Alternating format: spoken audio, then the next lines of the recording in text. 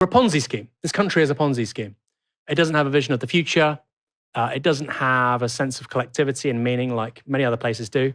And those kinds of messages that you saw on those posters were exactly what you'd see on British rail posters, basically from 1945. That's kind of true, actually. And before then as well, but basically from 1945 all the way through to privatisation. And if you don't believe me, put in retro British rail poster and you'll see a ton of stuff that's just really optimistic and bold about the country and about what we're going to build together and how it was better than yesterday and better than today, and we should be optimistic about what's ahead of us. That's gone because we aren't a country. And people might think I'm being flippant when I say this, but we are not. We're an economic zone. We're a Ponzi scheme. We're a market for US capital and big tech. We're a place where US asset managers can exploit us. We're a place where US big tech can open servers and can actually hire pretty cheap, efficient, effective labor when it comes to their industry. We're a nice little entrepot for US finance and for global finance, which is effectively a US industry. We're an aircraft carrier in terms of US bases being in the North Atlantic. We have many US bases in this country. So Britain is not a country anymore, sadly. 你会发现一个很有意思的现象，一个英国媒体人去中国待了2周回来之后，说出了英国已经不再是一个真正意义上的国家，更像一场庞氏骗局的话。然后他接着说，中国到处都在建设未来，而我们只剩下警告标语。更夸张的是，他甚至开始怀疑英国到底还有没有面向未来的能力，而这一切只是因为他去了中国2周。大家好，这里是世界说中国。今天我们看的这期内容来自英国媒体 Novara Media 的一档访谈节目，主角是一位英国评论员，他刚刚结束了一次中国之行，时间不长，2周，但影响却很大。他在节目里做了一件很少见的事情，不是简单夸中国，也不是简单批评西方，而是开始用一种对比现实的方式，重新审视自己国家的结构问题。你会看到他反复提到几个关键词：基础设施、城市秩序、社会安全感，以及最关键的未来感。但真正有意思的不是他怎么看中国，而是他回来之后开始质疑自己所处社会的精神状态，甚至说出一句很刺耳的话：一个国家如果只剩下提醒你别犯错，而没有告诉你未来会更好的叙事，那它还算不算一个完整的共同体？接下来我们直接进入正片。Back from 2 weeks in China, and given me and Aaron love talking about the country so much, I thought it would be worth sharing some of my thoughts here on the show. Of course, going to China, seeing some new buildings, some bright LED lights, and coming back with your mind blown by cool infrastructure is not exactly original. Lots of people are doing it at the moment. And it's something actually that the Chinese government seem keen for Westerners to do. So hyper-modern cities like Chongqing, a city of around 80 million people in central China, often forms the backdrop of videos extolling the wondrous virtues of modern China.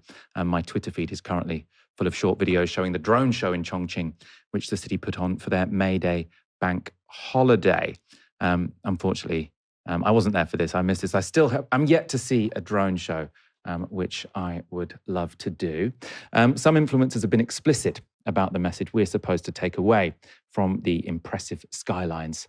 From the outset, the China maxing phenomenon seems partly manufactured. The Chinese government has been courting influencers to improve its image in the West. Indeed, they even invited me on an all-expenses-paid trip to the country last year.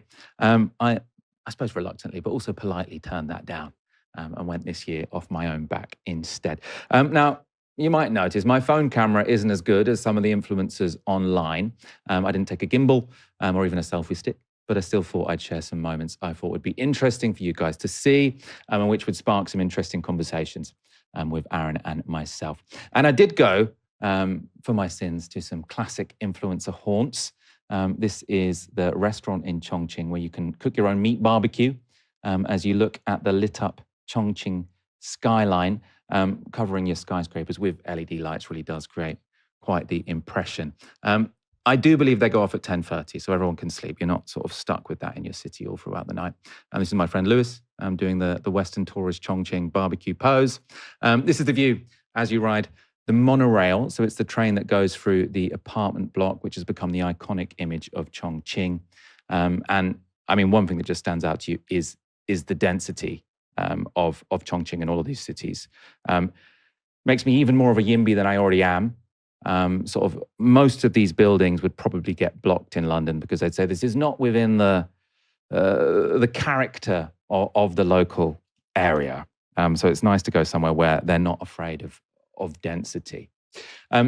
That's some of my terrible camera work. Then you can find better portrayals of Chongqing's architecture elsewhere on YouTube, people with drones, people who are really sort of committed to the bit of sort of filming fancy buildings from high locations.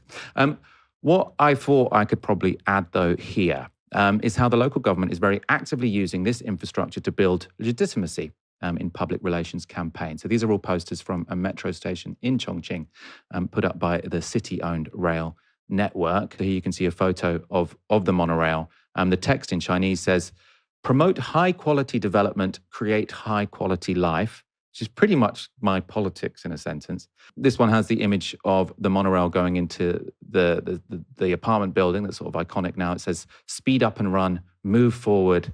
And then this one says, "Accelerating the construction of a metropolitan area on rails." I want to take a pause here. Aaron, you don't see many posters like that on the London Underground. They're normally telling you, not to look at people funny or to do sexual harassment or not littering. Whereas in China, you've got this sort of constant vision of, the future is bright. We're building infrastructure so you can have a brilliant life. Yeah. Well, it's because we're not a country anymore, Michael. We're a Ponzi scheme. This country is a Ponzi scheme. It doesn't have a vision of the future. It doesn't have a sense of collectivity and meaning like many other places do. And those kinds of messages that you saw on those posters were exactly what you'd see on British rail posters, basically from 1945. That's kind of true, actually. And before then as well, but basically from 1945 all the way through to privatization. And if you don't believe me, put in retro British rail poster and you'll see a ton of stuff that's just really optimistic and bold about the country and about what we're going to build together and how it was better than yesterday and better than today. And we should be optimistic about what's ahead of us. That's gone because we aren't a country. And people might think I'm being flippant when I say this, but we are not. We're an economic zone. We're a Ponzi scheme. We're a market for US capital and big tech. We're a place where US asset managers can exploit us. We're a place where US big tech can open servers and can actually hire pretty cheap, efficient, effective labor when it comes to their industry. We're a nice little entrepot for US finance and for global finance, which is effectively a US industry. We're an aircraft carrier in terms of US bases being in the North Atlantic. We have many many US bases in this country. So Britain is not a country anymore, sadly. And I say that with sadness because I'd like it to be. When I go to places like Birmingham, when I go to places like Wales, I am so excited about what I see. I think the country has enormous potential. I think its past is extraordinary. I think its people are amazing. I think even though it's a small country of 68 million people, there's an enormous amount of variety. But our political and media elites don't want us to be a country because it's not how they maintain their wealth. We're a Ponzi scheme. So that's why you can't have these kinds of displays of what are frankly propaganda. And I don't mean that in a negative sense. They are propaganda, right? They're telling you what to feel about something. Instead, we have an empire of the mundane and the malicious. Like you say, don't harass people. If you see anything, contact British Transport Police. But of course, the funny thing is, Michael, British Transport Police don't exist. They're being cut, right? There are no BTP. You know this, I know this. They barely exist. I know people that work on the trains in this country. The entire train carriage is smashed up. They can do nothing. I talk to people in the TSA, the RMT, ASLEF. There is no BTP, but don't forget, 3 times on one journey, 10 minutes, see it, say it, sorted, contact BTP. We've replaced the reality of the BTP with a simulacrum, a mirage. And this is basically the post-1979 British state. It's not real. There's nothing really substantial to it. So how could it forge a distinctive, interesting, vibrant idea of the future? China can do that. To some extent, I think France does that. To some extent, I think Spain does that. Britain certainly doesn't. Hasn't for a long time. And it's something, I'm in politics. I helped start Navarra Media. I want to change that. But I think that's a really sharp distinction between our culture today and what we're seeing in places like China. Yeah, and people do sort of poo-poo the China maxing thing because they say, these people looking at these shiny buildings, actually there is oppression, yada, yada, yada.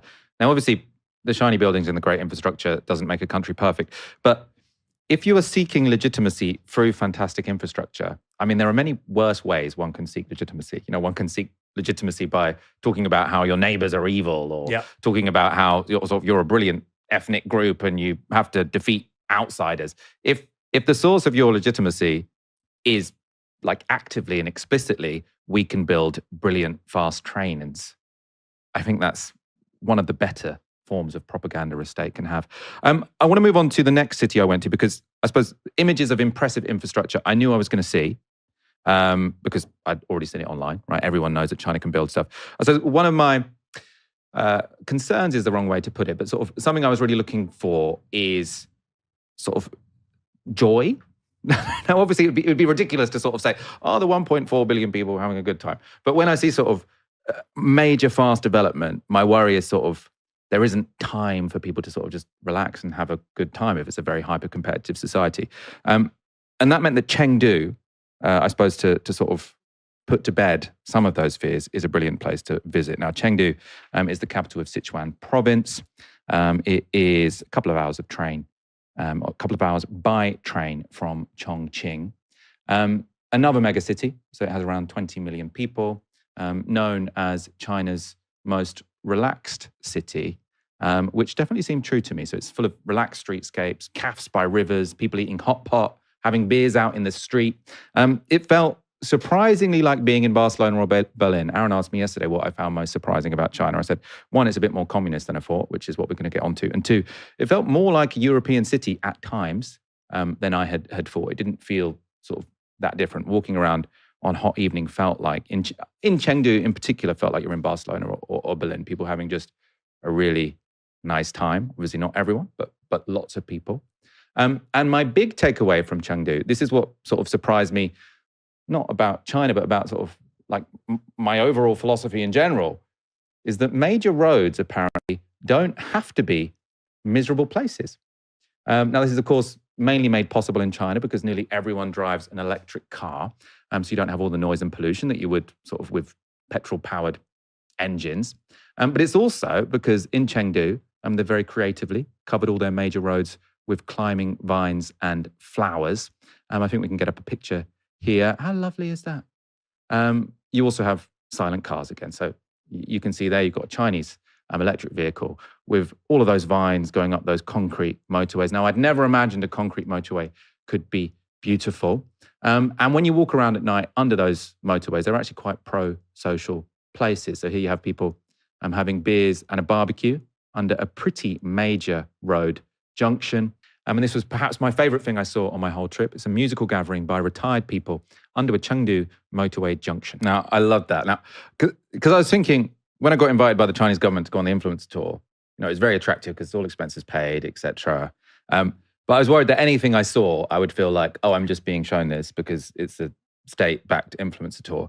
That literally, I just wandered past it in the street. And it's like just loads and loads of old people who gather on a weekend under a motorway to all sing to each other. Like it were quite organized performances. So you had different people go up, playing different musical instruments, singing songs. There was a guy, the video is a little bit abrupt because, I felt like, is it appropriate to be filming this? And there was a guy who was an older fella, but I couldn't work out if it was a police uniform or whatever, but he sort of wandered up to me and I thought he was going to say, this isn't for you to film, etc. But he said, come sit down. And then he sung the next song. So he really wanted us to come and see him sing his song. I should also say, going back to the car issue, Chengdu, Chongqing, every city I visited, so I went to Beijing, Chengdu, Chongqing, Shanghai, have a brilliant metro system. So I'm not saying let's not bother with public transport. Let's just have mega roads all across the city. Chengdu especially, they all live in mega blocks. So you have lots of car-free spaces sort of in the courtyards, in between the office buildings. But yeah, it did sort of being in Shanghai where most of the cars, I think all the cars actually seem to be electric. I think maybe they've got more regulation. In Chengdu, it felt more like 80%. But it does really change sort of the urban environment, sort of not having petrol cars everywhere. And I feel warmer to cars than I once did. I wonder what you think about that, Aaron. Well, the sound of electric vehicles is almost quite soothing, isn't it? It's like a bit like water, just gone past me. Wow, it's like the wind. The images you had up a minute ago from Chengdu, with the vines, the clematis and the creepers on the road infrastructure, could never happen in Britain, right? Why?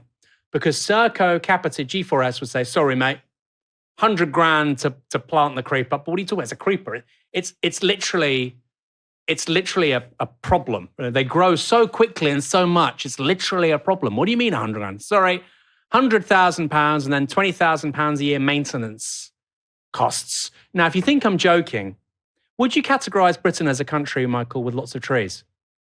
Yes. Yeah, lots of trees, right?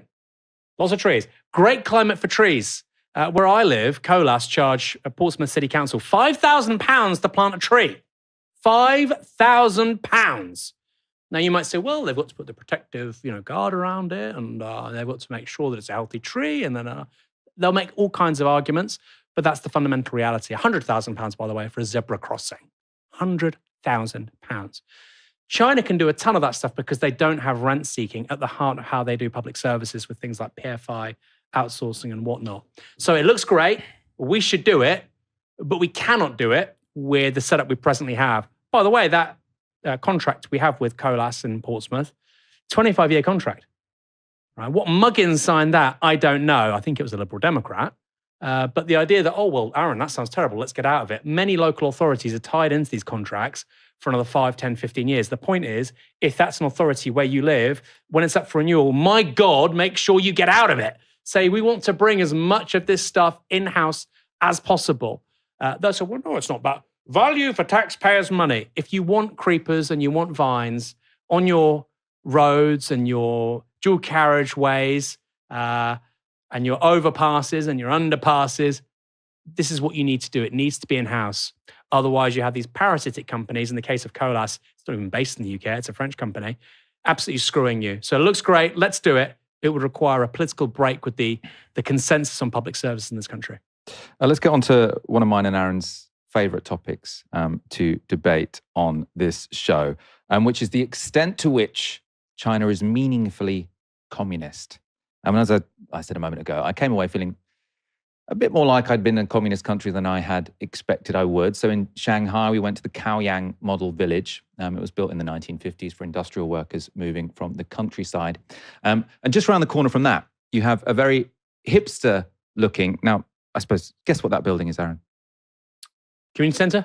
Local Communist Party headquarters. Wow. They had a hipster coffee shop on the ground floor run by the party. They have them sort of in cities everywhere, loads in Shanghai, and they're specifically designed for elderly people to get cheap meals and to get out of the house. Young people can go, though, as well. We did. The meal was delicious, cost about £2. Can you imagine a more balanced meal for £2? And it was completely heaving. I saw a sort of article online saying they were shutting because of not enough demand, but all the ones we went into were heaving. And I don't have an image of it, actually, because, I didn't want to film sort of in private.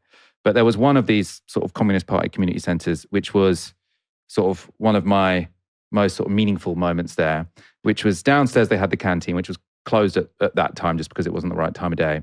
But I wandered upstairs mainly because I wanted to use a toilet. And there was a creche, which was empty at that point in time, I think because it was early afternoon. Maybe people were in school. But then there were these two rooms full of elderly people. So one of them were sort of these people playing this sort of interesting wind instrument that I hadn't seen before, but sort of all in a circle playing this wind instrument. And then another one was a dude, an older fella, sort of playing a saxophone with older people all around him, sort of singing along. And I was like, this is how I want to grow old, right? It's just like singing songs in an afternoon, in a local community center where they have like a lovely canteen downstairs and then a creche next door. It's like, turn around, you see a Chanel shop there. Then you get the Apple shop, which is very prominent on a street corner. It's really built up sort of Oxford Street type area. And then you get Tiffany's and Co. Just a bit further down, you had Victoria's Secret, sort of all the major consumer brands in the world and lots of quite well-to-do people sort of around shopping. I suppose, Aaron, I'm not going to be the first person to sort of comment on the coexistence of capitalist consumerism and sort of communist imagery, and also sort of, the conversation I was having with the people I went with was to what extent those community centres were a communist thing or would have just been sort of in any reasonable social democratic country as well. But I suppose, yeah, we're often talking about whether or not China is communist. What do you think of my discoveries on my holiday? Well, the things you're observing with regards to the subsidized canteens, etc., they're in many countries, right? You go to Malta, you've got the Labour Party in every town, basically. You can get nice cheap beer and you can get chips and so on. That's a party cafe, a party restaurant, party bocce, like boule. So that's not unique. You get something similar in Poland. Of course, it's a bit of a hangover from, not a bit of a hangover, it is a hangover from before 1989 of subsidized kind of canteens. You get that in many places. That's not unique to China, although I think the shine on that was particularly impressive, Michael, I must say. Do I think China is a communist country? No. It's a Marxist state ruled by a communist party with a market system. It has markets. China has markets. It has market actors. It has a very successful one integrated into the global economy. But it's a unique model because those market actors often are wholly owned or partly owned by the state or a local authority, a municipality. You have a parallel structure with local governments, but also within businesses, which is party political, CCP. You have party cells within businesses, I think, of more than 9 employees. When you have, city governance, you have the leader of the city, but you also have the leader of the local Communist Party. So yes, it's a market system. It is not a command economy in the way that, George Orwell talks about in Animal Farm. By the way, you're kind of stupid if that's your way of conceiving capitalism and communism. It's literally from a children's book, partly funded by the CIA. It's quite different to that. It's a market system. And then, of course, some people say, well, it's state capitalist.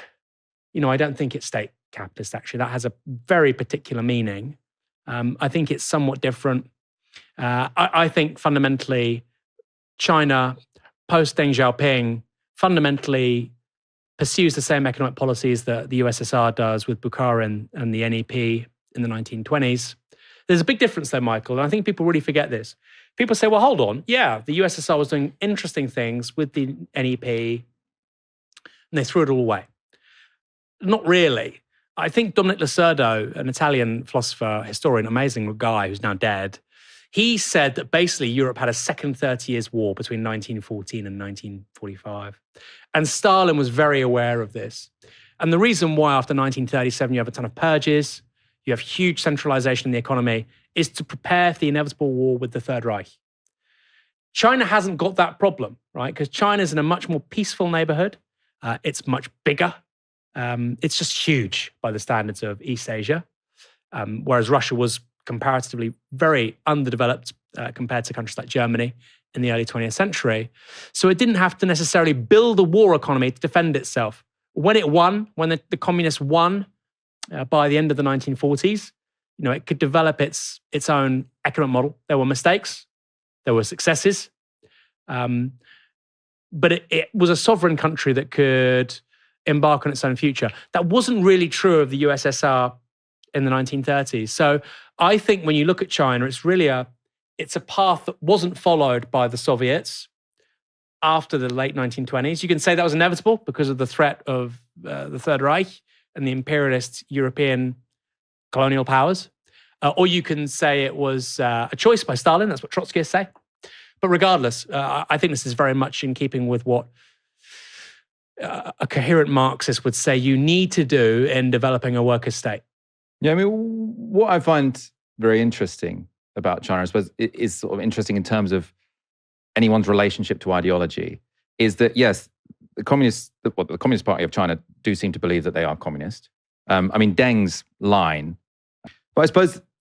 They have also eliminated rural poverty, right? Yeah, 100%. I mean, I suppose what I am resistant to is when sort of people look at China and see it as confirmation that what they understand as communism works. Because if you look at China, there are lots of things which the Western left would, be out on the streets condemning and opposing. The repression of trade unions, the lack of free speech. Obviously, it's not a liberal democracy. Allowing massive inequality to develop, giving quite a lot of bungs to business. I don't think they've allowed massive inequality to develop. I mean, China was a much more unequal place in the 1920s and 1930s than it is today, surely. I mean, definitely. I mean, it's more unequal than sort of Britain.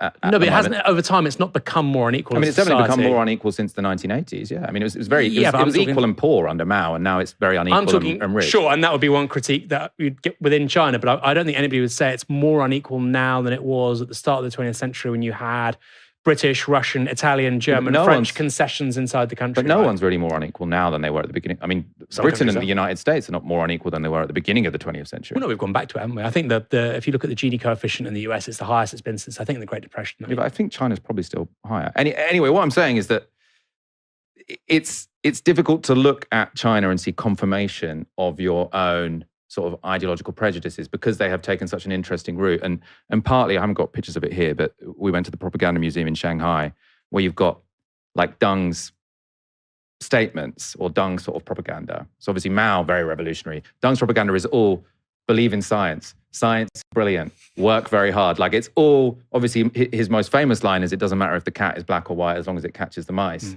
And so you can either look at China and sort of, this is a vision of the importance of communism, or you can look at China and say, this is a vision of the importance of pragmatism.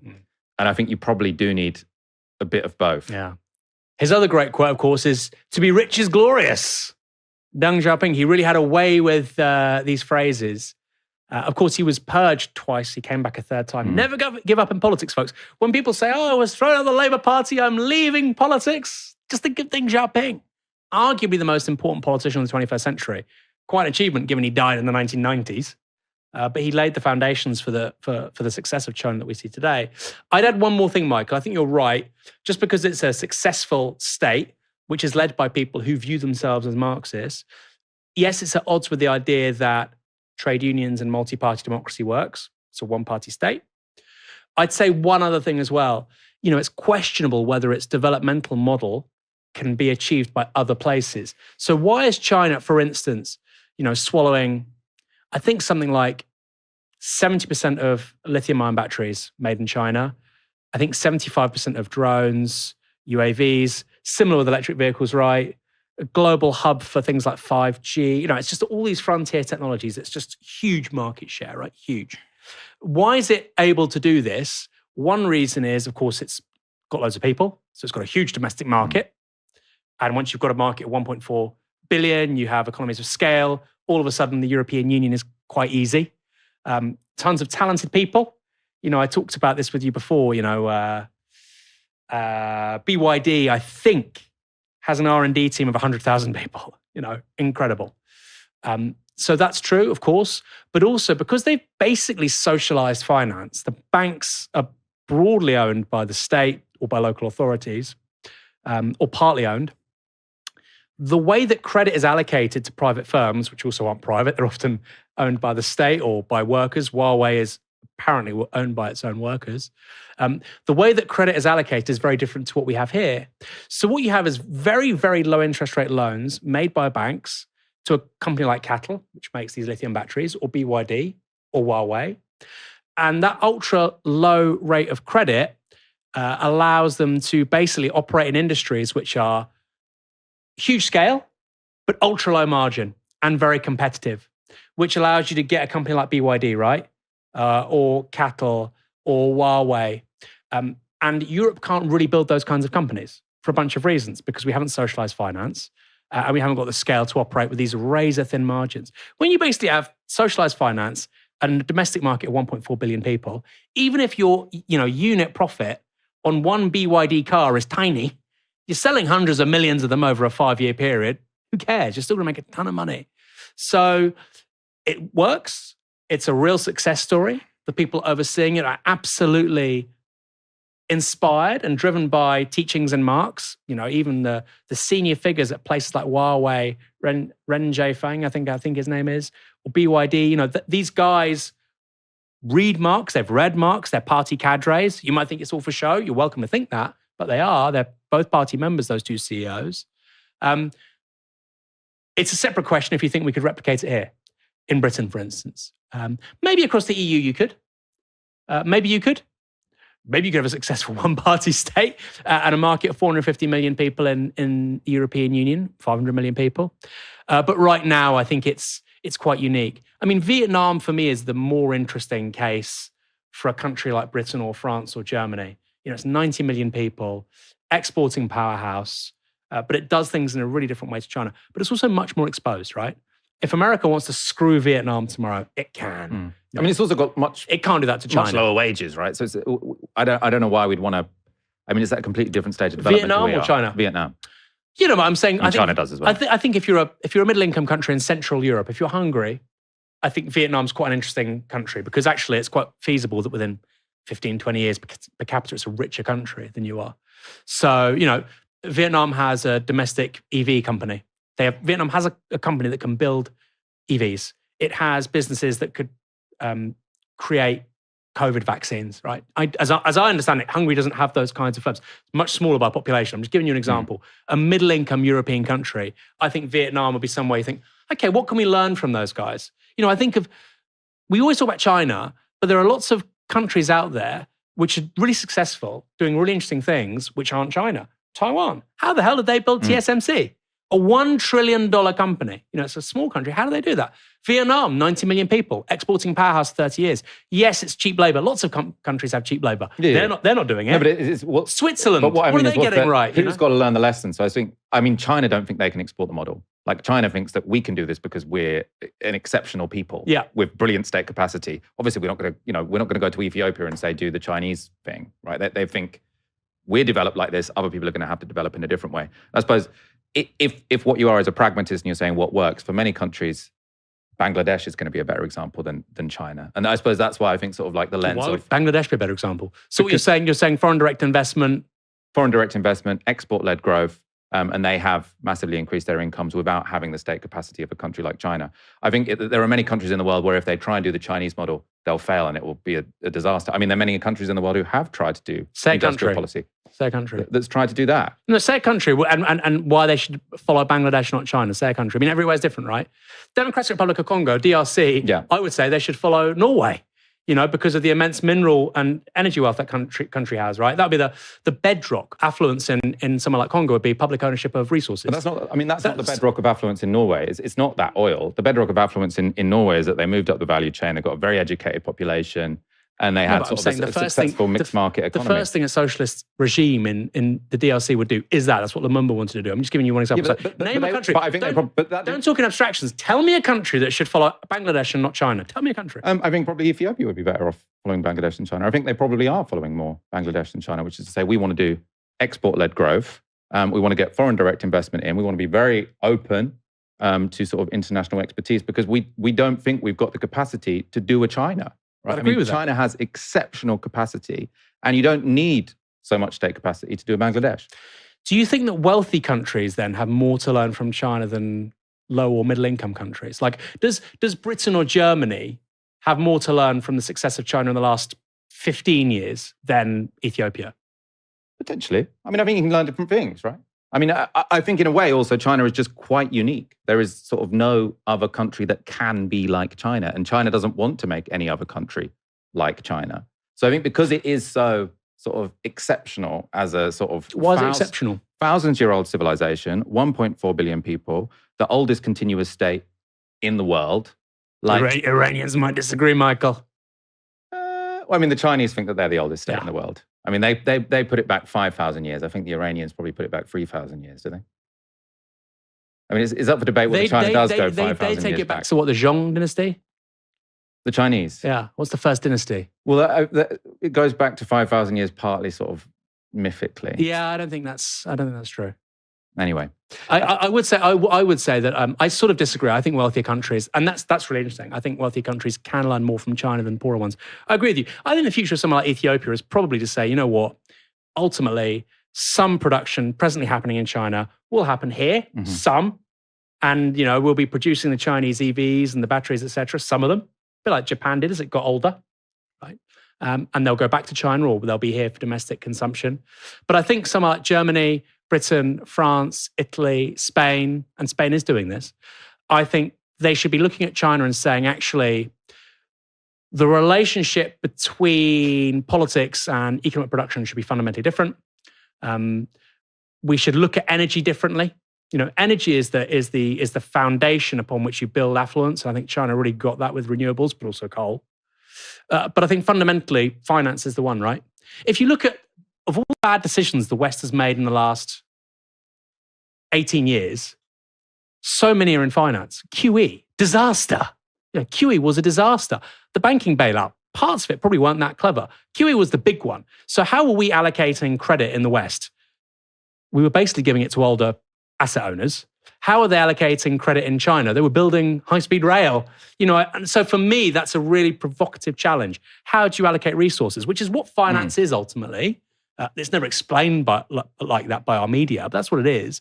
So I think Britain, the US, and this is part of what Dan Wang and what Ezra Klein talk about, right? I think they really, and it's an insightful observation, actually the US has a lot more to learn from China than a country like Ethiopia or Nigeria does. No, I think that is probably true. I mean, especially when it comes to that kind of infrastructure. Anyway, I've got you a gift, very Falk-coded. No. Yes. It is a battery from the Chinese Communist Party Museum that says, "Believe in power." Wow, Which I thought was very Falk. Wow. This is the nicest thing anybody's given me in a really long time. I'm not even going to take it out of the box.